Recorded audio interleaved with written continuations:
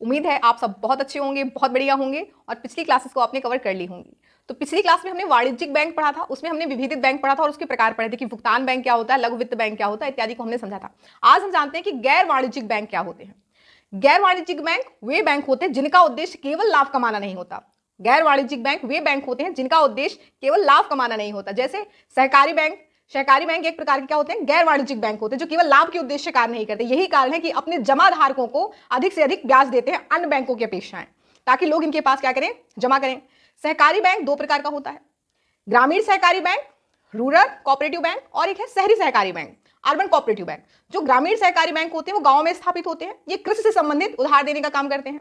और जो शहरी सहकारी बैंक है ये शहरों तथा अर्ध शहरी क्षेत्रों में स्थापित होते हैं, ये कृषि से इतर यानी गैर कृषि क्षेत्र में क्या देते हैं, उधार देने का क्या करते हैं, कार्य करते हैं। ये हमारा है सहकारी बैंक, जो कौन सा बैंक है, गैर वाणिज्यिक बैंक होता है। अब सहकारी बैंक के बारे में और जानते हैं। तो सहकारी बैंक का जो विनियमन है वो कैसे होता है, कौन करता है, किस अधिनियम के तहत होता है, इसे ISPT 2020 और 21 में पूछा गया लगातार। तो सहकारी बैंकों का जो विनियमन करता है वो कौन है, RBI है।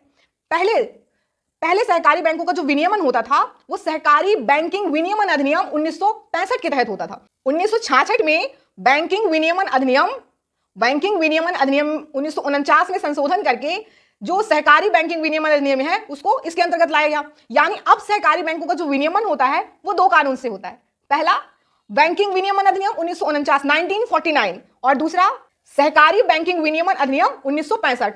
पहला बैंकिंग विनियमन अधिनियम 1949 और दूसरा सहकारी बैंकिंग विनियमन अधिनियम 1965। इसके तहत क्या होता है, सहकारी बैंक का विनियमन होता है, जिसका विनियमन करता कौन है, RBI है। अब हम समझते हैं सहकारी बैंकों का वर्गीकरण।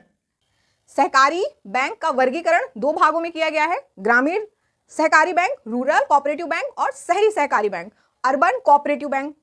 ग्रामीण सहकारी बैंक केवल या अधिकांशतः कृषि क्षेत्र में उधार देते हैं और उधार के आधार पर इनको दो भागों में बांटा गया है, अल्पावधिक और दीर्घावधिक। अल्पावधिक उधार की अवधि 1 वर्ष तक होती है, जो उत्पादन के लिए दिया जाता है, यानी 1 वर्ष तक के लिए जो उत्पादन के लिए जो दिया जाता है उधार, वो अल्पावधिक उधार होता है, जैसे बीज, उर्वरक इत्यादि, ठीक है। तो दीर्घावधिक उधार क्या होता है, दीर्घावधिक उधार की अवधि 1 वर्ष से अधिक की होती है। इसे कृषि क्षेत्र में संपत्ति निर्माण के लिए दिया जाता है, जैसे सिंचाई के साधन क्रय करना या ट्रैक्टर इत्यादि क्रय करने के लिए दिया जाता है, ठीक है। अल्पावधिक उधार के आधार पर ग्रामीण सहकारी बैंक की त्रिस्तरीय संरचना होती है। कौन सी त्रिस्तरीय संरचना होती है? पहली, राज्य सहकारी बैंक, स्टेट कोऑपरेटिव बैंक। ये क्या होता है, ये ग्रामीण क्षेत्र में सबसे उच्चतर संस्था होती है जो सीधे नाबार्ड से क्या करती है, वित्त प्राप्त करती है। नाबार्ड हमने बताया था, इसका पूरा नाम राष्ट्रीय कृषि और ग्रामीण विकास बैंक है। यह भारत का एक शीर्ष विकास बैंक है जिसका मुख्य उद्देश्य ग्रामीण क्षेत्रों में कृषि और ग्रामीण विकास को बढ़ावा देना है।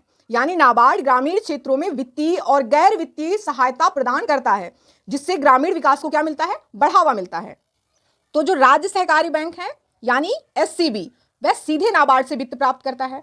यह DCCB केंद्रीय जिला सहकारी बैंक और पैक्स प्राथमिक कृषि सहकारी समिति दोनों को क्या देता है, उधार देता है। कौन, राज्य सहकारी बैंक SCB। दूसरे स्थान पे हमारा आता है केंद्रीय जिला सहकारी bank DCCB, district central cooperative bank, जो दूसरे स्थान पर यानी मध्यम में होता है, क्योंकि उच्चतर में कौन होता है, SCB राज्य सहकारी बैंक, तो मध्यम में कौन है हमारा, केंद्रीय जिला सहकारी बैंक, ठीक है। यह केवल SCB से ही क्या ले सकता है, उधार ले सकता है, तथा केवल पैक्स प्राथमिक कृषि सहकारी समिति को ही क्या दे सकता है, उधार दे सकता है।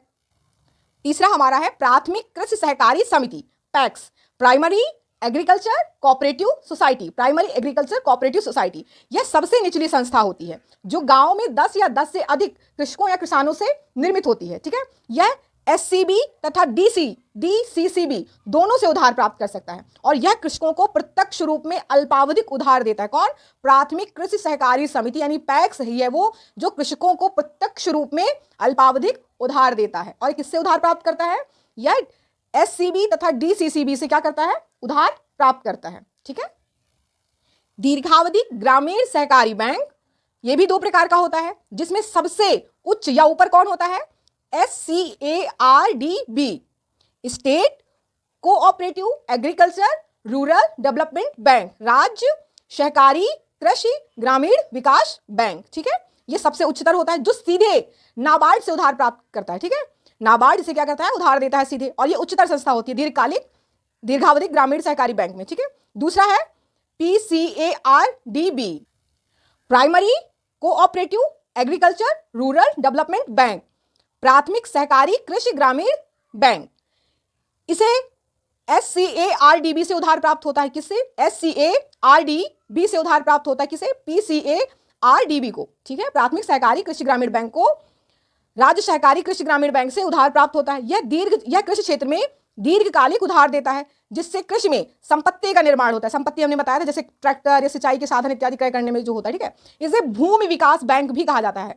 क्या कहा जाता है? प्राथमिक सहकारी कृषि ग्रामीण बैंक को भूमि विकास बैंक भी कहा जाता है। दूसरा हमारा हमने बताया था सहकारी बैंकों के वर्गीकरण में क्या है? शहरी सहकारी बैंक, अर्बन कोऑपरेटिव बैंक, जो शहरी तथा अर्ध शहरी क्षेत्रों में स्थापित होते हैं तथा गैर कृषि में अधिकांशतः क्या देते हैं? उधार देते हैं। गैर कृषि क्षेत्र में अधिकांशतः उधार देते हैं। यह दो प्रकार का होता है। पहला, राज्य शहरी सहकारी bank, state urban cooperative bank, जिसकी शाखाएं एक ही राज्य में विभिन्न शहरों में स्थापित होती हैं तथा जो राज्य सहकारी रजिस्ट्रार के अंतर्गत पंजीकृत होते हैं। किसके अंतर्गत? राज्य सहकारी रजिस्ट्रार के अंतर्गत पंजीकृत होते हैं। कौन? SUCB, राज्य शहरी सहकारी बैंक। ठीक है। दूसरा हमारा है बहुराज्यीय शहरी सहकारी बैंक। इसकी शाखाएं एक से अधिक राज्यों में क्या होती हैं? स्थापित होती हैं। जैसे PMC यानी पंजाब महाराष्ट्र सहकारी बैंक हो गया। इसका पंजीकरण केंद्र के सहकारी रजिस्ट्रार के अंतर्गत होता है। केंद्र के सहकारी रजिस्ट्रार के अंतर्गत होता है। किसका? बहुराज्यीय शहरी सहकारी बैंक। ठीक है। शहरी सहकारी बैंक का संचालन या नियंत्रण जो होता है वो दोहरा होता है। दोहरा कैसे? जो इसका संचालन होता है वो BOD करता है, बोर्ड ऑफ डायरेक्टर यानी निदेशक बोर्ड करता है, जिसके सदस्य क्या होते हैं? चुने हुए सदस्य होते हैं, चुनाव प्रक्रिया से चुनकर आते हैं इसके सदस्य। और दूसरा इसका बैंकिंग कार्य यानी इसके जो विनियमन का कार्य है वो कौन करता है? RBI करता है। इस प्रकार जो हमारा शहरी सहकारी बैंक है उसका जो संचालन होता है वो संचालन या नियंत्रण क्या होता है? दोहरा होता है। वर्ष 2021 में शहरी सहकारी बैंकों को अधिक मजबूत और पारदर्शी बनाने के लिए BOD की तुलना में RBI को अधिक अधिकार दे दिए गए। वर्ष 2021 में शहरी सहकारी बैंक, अर्बन कोऑपरेटिव बैंक को अधिक मजबूत और पारदर्शी बनाने के लिए BOD की तुलना में RBI को अधिक अधिकार दे दिए गए। जैसे RBI अगर चाहे तो आवश्यकता अनुसार BOD को क्या कर सकता है? भंग कर सकता है। और हमने 2000 वित्तीय वर्ष 2022-23 में देखा भी था, जहां पर RBI ने अभ्युदय सहकारी बैंक के BOD को क्या कर दिया था? भंग कर दिया था। दूसरा, BOD का अगर कोई सदस्य RBI को लगता है कि अयोग्य है, योग्य नहीं है, तो उसको निष्कासित कर सकता है। तीसरा, अगर BOD चाहे तो बाजार से शेयर यानी इक्विटी या बॉन्ड जारी करके पूंजी जुटा सकता है, लेकिन इसके लिए RBI से क्या लेनी होगी? अनुमति लेनी होगी। RBI आवश्यकता अनुसार अर्बन कोऑपरेटिव बैंक के संदर्भ में जो वैधानिक अंकेक्षक है, स्टैट्यूटरी ऑडिटर है, उसको नियुक्त कर सकता है, ताकि शहरी कोऑपरेटिव बैंक यानी अर्बन कोऑपरेटिव बैंक का जो लेखांकन है उसकी निष्पक्षता पूर्वक क्या हो सके? जांच हो सके। वर्ष 2022 में 2022 में RBI ने अर्बन कोऑपरेटिव बैंक को अधिक पारदर्शी बनाने के लिए और इसमें संरचनात्मक सुधार करने के लिए RBI ने MS नहीं है, NS स्वामीनाथन समिति का गठन किया।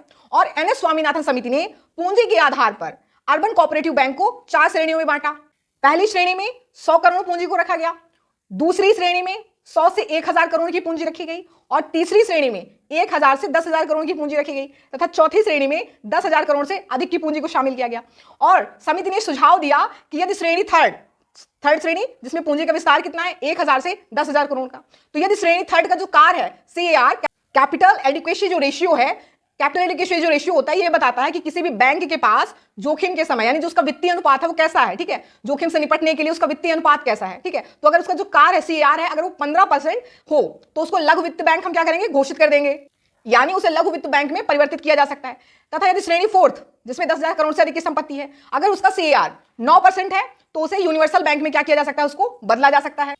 साथ में समिति ने इन चारों श्रेणियों में नियंत्रण रखने के लिए RBI को 300 करोड़ पूंजी के साथ अम्ब्रेला संगठन के गठन का भी क्या दिया? सुझाव दिया। कौन सी समिति ने? NS स्वामीनाथन समिति ने।